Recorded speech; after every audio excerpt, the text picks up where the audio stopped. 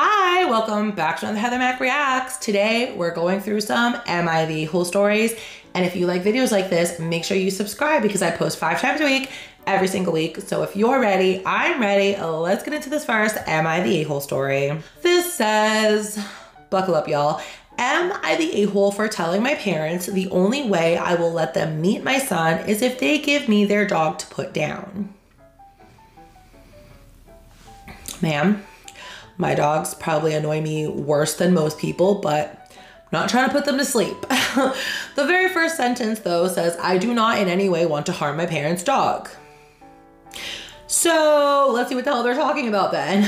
When I left for university, I had to leave my dog behind with my parents. I was the last kid out of the house and they liked their empty nest.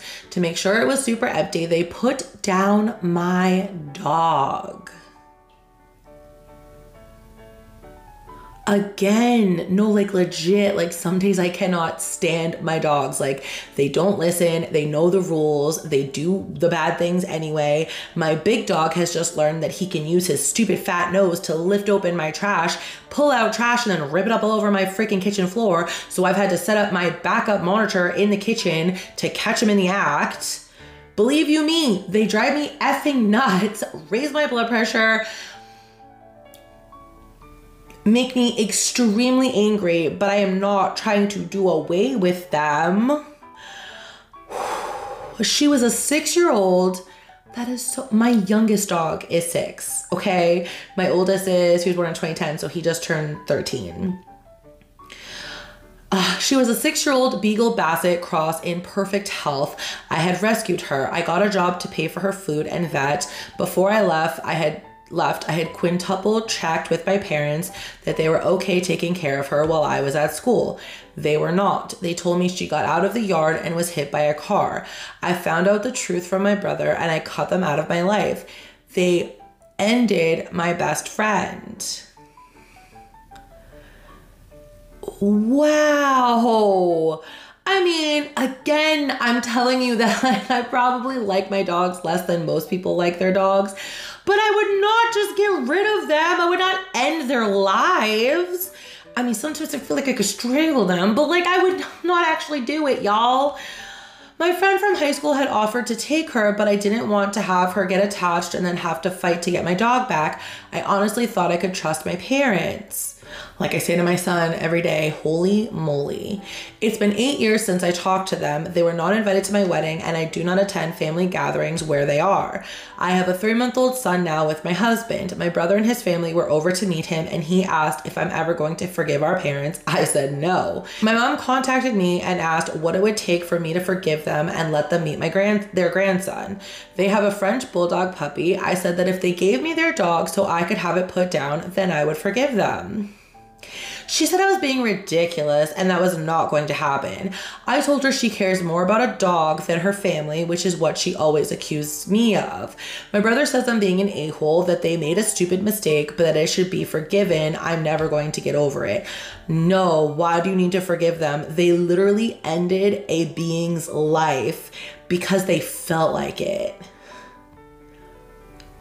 I mean, like, sure, like I kill bugs, but like, a little freaking frog got in my house over the summer and I literally like would not let my dogs eat it. I captured the stupid thing and let it go outside. That's a stupid frog. There's literally millions of them in my yard every summer.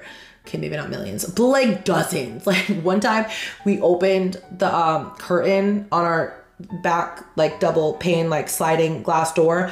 There were like, I'm not kidding you, 10 or 11 frogs just sitting on our glass. Like we had to like slam on the glass to like make them jump down, because when you open one door it sort of comes inside, if that makes sense. And I was not about to have all these frogs in my house. So yeah, oh my gosh, no, you're not the a-hole. And I would just go no contact with them forever, because yes, maybe it's just a dog and maybe some people would be like, oh, you should put your family above a dog, but like, no, if they're that heartless of people, That's just not energy that you need in your life, period. If they so didn't want this dog, giving it to a shelter would have been more humane than just putting it down. And I would like to know the vet that allowed them to put this dog down, because she said her brother told her the truth, that the dog wasn't hit by a car. So how did they justify to the vet that this dog needs to be put down? I have questions. Okay, let's get to the comments and see what they have to say. Tell your mom, sorry, but we can't take the chance that you might have your grandson euthanized while he's in your care. I mean, we didn't even talk about her son being left with these crazy people. She just doesn't even want them to meet him, which, nah, this is my kid, this is my family, I get to make the rules, and I don't like you, so you can't meet my child. It's enough of a freaking explanation in my book. Next says, but actually, I wouldn't trust my kid around someone who put a dog down just because it was a minor inconvenience. I mean, literally, one dog and you have a backyard, like it's not an inconvenience at all. It's hardly any work, honestly. Like, you feed them twice a day, you let them outside. I mean, even just like 3 times a day would be enough for most. For a 6-year-old dog, they could probably be let outside 3 times a day, leave them outside for like an hour or 2 to get some exercise. Like, really, it doesn't take much more energy than that if you're looking to put in the bare minimum work. Next comment says, it goes beyond that because they agreed to take care of the dog and then they ended it. Only a sicko does something like that. It is as if they lied just to have the chance to end the dog. They could have simply told OP they did not want to take care of it and he would have used his friend. Or she, I thought it was a girl. It doesn't really matter. Yeah, you could have just said, no, I don't want to take care of this dog. Or you could have just told them, hey, I know I told you I was going to take care of your dog, but it's become a hassle. It's become something I don't want to deal with anymore. You need to make other arrangements, and given them like a month or 2 to figure something else out. No, you just took it upon yourself to end the life of a living being. So you are absolutely the a-hole. The OP is not. I would like to know what you think about that ridiculous story in the comments, and let's get on to our next story. This says, am I the a-hole because I let others eat my food, which contains unrefrigerated eggs? So I was skimming through some of the comments to find one that was actually like interesting to put on this story. And there was a lot of back and forth about the fact that in America, definitely, but I believe it might be all of North America. You can correct me down below if you're from Canada. We wash our chicken eggs and therefore they need to be refrigerated. But in places like Europe, they don't wash their chicken eggs. So they're just sold on the shelves like a loaf of bread. So that is the issue. That is the heart of the issue in this story, but let's see what it says. So this is extremely ridiculous, but 2 people told me I was wrong, so I'll just ask here. English is not my first language. I don't want to make this overly complicated, so I'll summarize. A person from work, Jessica, visited me at home and sat in my kitchen for some reasons. Due to her observations and our conversation, she came to know I store my eggs, like most people I know, in the shelf or on the counter and not in the fridge. For some reason, she went nuts about this completely normal thing, told me I should not eat uncooled eggs ever. I told her it was fine several times, but she was really agitated about it and it was weird as hell. Yeah, she clearly has never heard of this before. Granted, if this was like 10 years ago, I would also be like, oh my God, what are your eggs doing on the counter? But like, if someone told me like, hey, this is just something you don't know about, I'm intelligent enough to back up and know that there are tons of things I don't know about yet. This person's obviously not one of them. At work, we often bring in food to share, mostly cake or baked goods or salads. I brought in a potato and egg salad and put it in the kitchen for everyone. At some point, a work friend quietly told me that Jessica would tell people in the kitchen to not eat my food since she was in my house recently and saw that I do not care about food safety. Oh my God, Jessica, like, get a grip. Like, not only are you wrong and stupid, but you're stupid and wrong.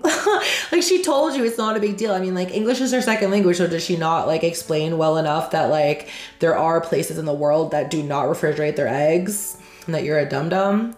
Apparently, she did not explain in detail that it was about the eggs, but just about food safety in general. I explained loudly in front of everyone that the issue was that I do not put eggs in the fridge. Colleagues laughed a little about it since that's how most people do it and continued to eat my salad. However, another person from work, Nicole, came up to me later and told me I should not feed others risky food without informing them. And if I wanted to take the risk of eating those eggs, it was my decision, but I not make that decision for others. So Nicole is also another egg expert. Fantastic. Where'd you get your degree, Nicole?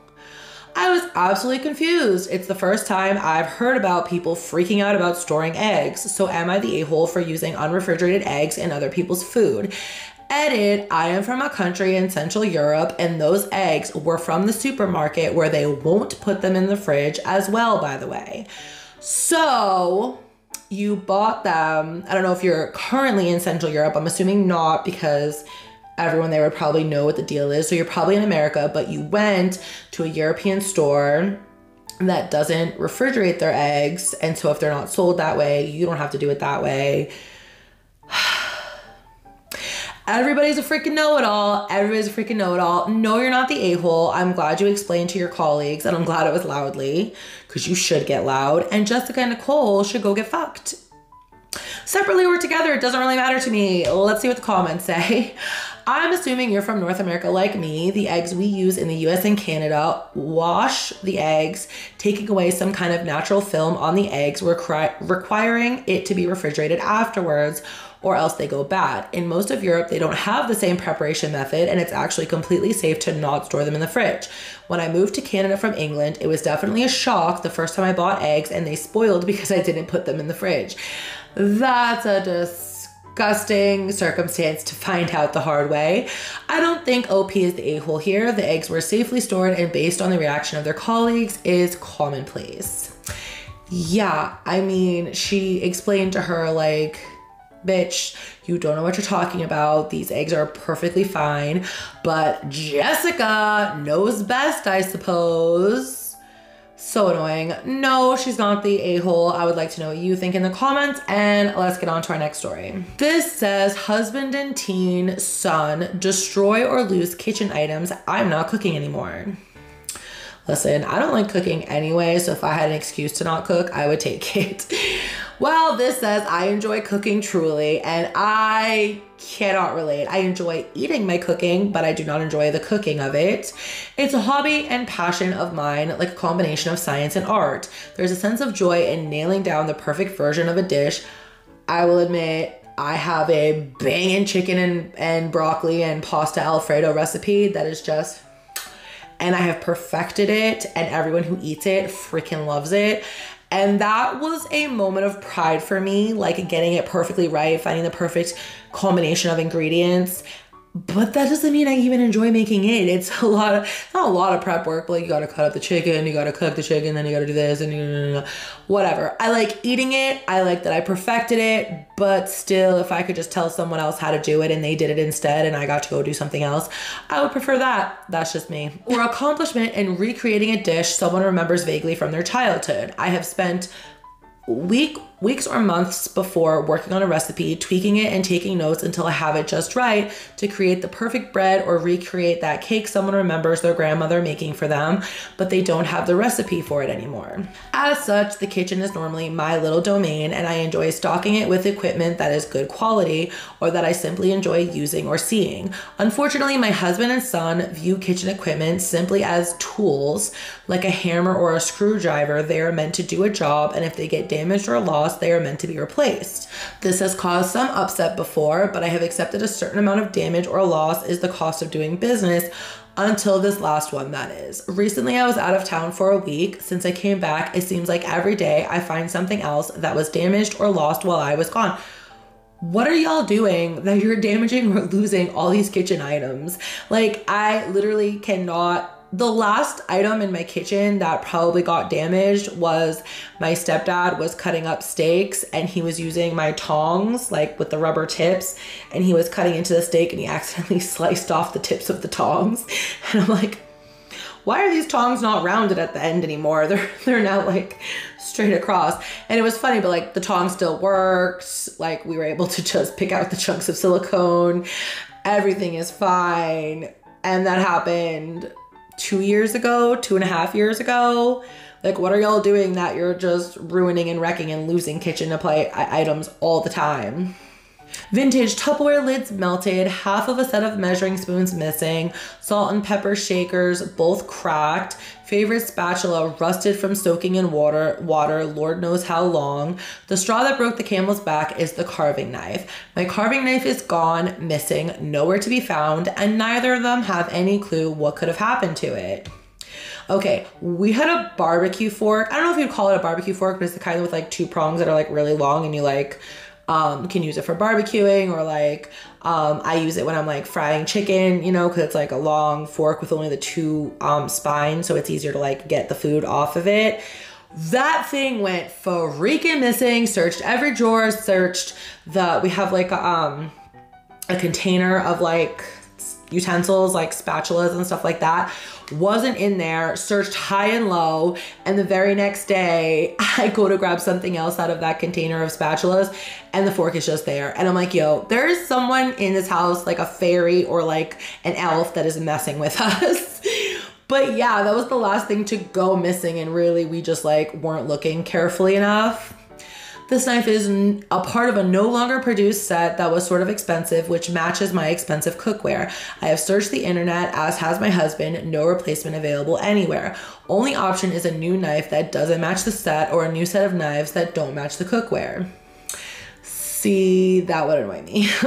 I'm beyond upset. I like my things to match. I enjoy using nice things that look nice when I cook, and I'm tired of them being lost or destroyed. I save up for nice kitchen items or request them for Christmas gifts, and we cannot afford to constantly replace things unless the replacement is cheap crap from a thrift store. I have talked to them both about this in the past and tried to explain why it's important to me that they take care of things when they use them. This time I told them I give up. I'm done cooking for them. It's not fun anymore when I get upset every time by finding something else gone or destroyed. So the kitchen is theirs. The meals are their responsibility going forward. I even pointed out that they each have their own hobbies and would be upset if every time they went to do their hobby, I had ruined something they use for it. Why is my son up so early? I'm gonna need to get him in a minute. I did tell them I will still cook Thanksgiving dinner, but after that, consider me retired.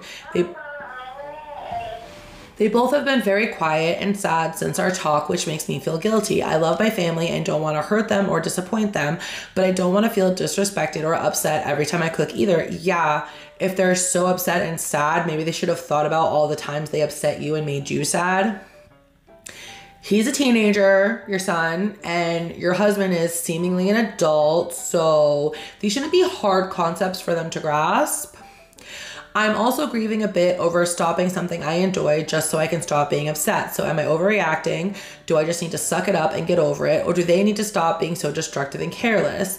Yeah, I really don't think you're asking for very much. And like I said, in a house where like we don't even cook all that often, like a few times a week, and no one in the house enjoys it, like things are not getting broken and lost all the freaking time. Like, what are they doing? It's almost like it's on purpose at this point. I love you more, sugar pie. I'll be right there, okay?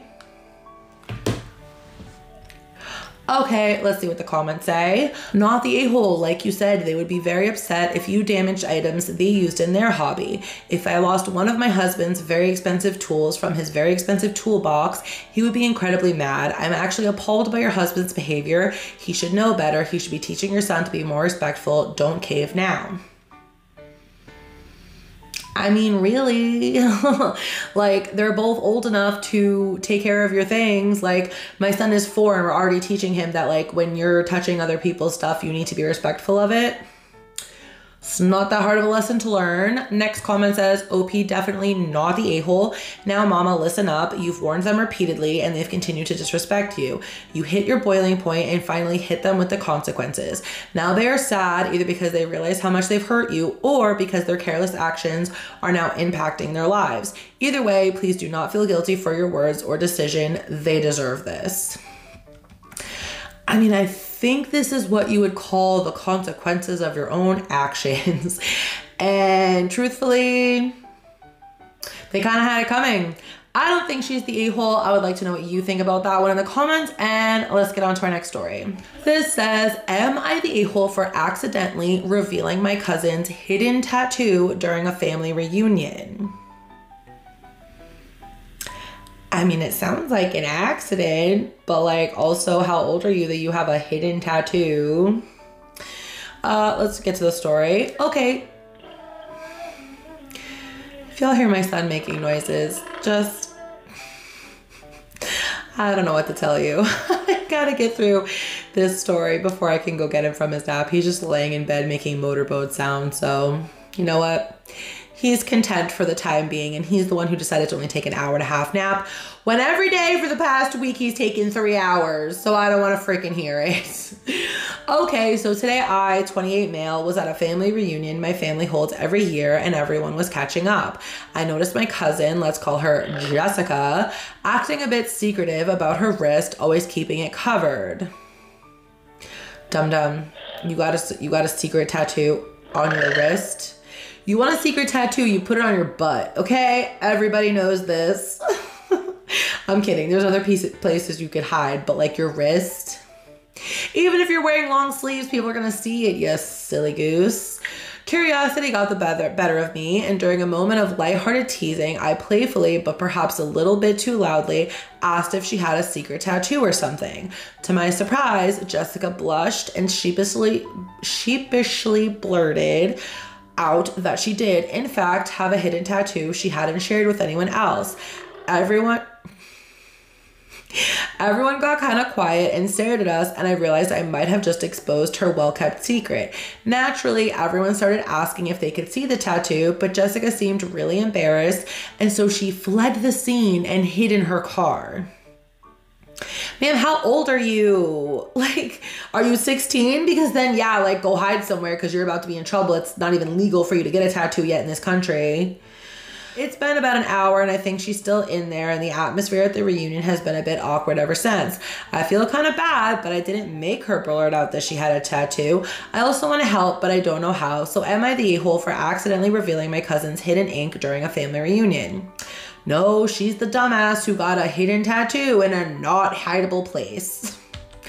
Are you kidding me here? Jessica's a dum-dum. No, this is not your fault. Let's see what the comments say. I'm sorry, if you have a secret tattoo, you don't put it on your wrist. If you do have to put it on your wrist, but you want to hide it from your family, for example, as we see here, you wear long sleeves or a bracelet or put a band-aid on it and say your cat scratched you. Big brained ideas, commenter. Big brain that Jessica obviously doesn't have. If it's that touchy a subject, have it somewhere under your clothes so nosy, intrusive, and loudmouth cousins don't tease you about it at a family function because they noticed you were acting weird and covering your wrist. What the F? And everyone sucks here. I don't agree. You were the one acting shady and squirrely, and your cousin just said something that was supposed to be a joke, and turns out you're actually that dumb. Next comment says that this was my response too. If you are embarrassed by a tattoo, why the fuck did you get it and put it somewhere where you had to hide it? Not the a-hole. Again, the butt is perfectly hideable, people. No, but realistically, like, you could have put it on your ankle and like worn pants and no one would have said anything about it. You could have put it on your upper thigh and worn...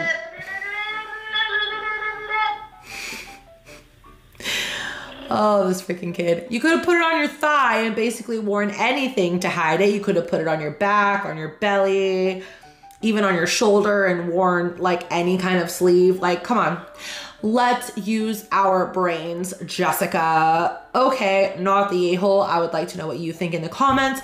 Don't forget, we have a playlist of over 200 Am I the a-hole videos up here that you could binge. Please don't forget to like, don't forget to subscribe, and I'll see you in my next video. Bye.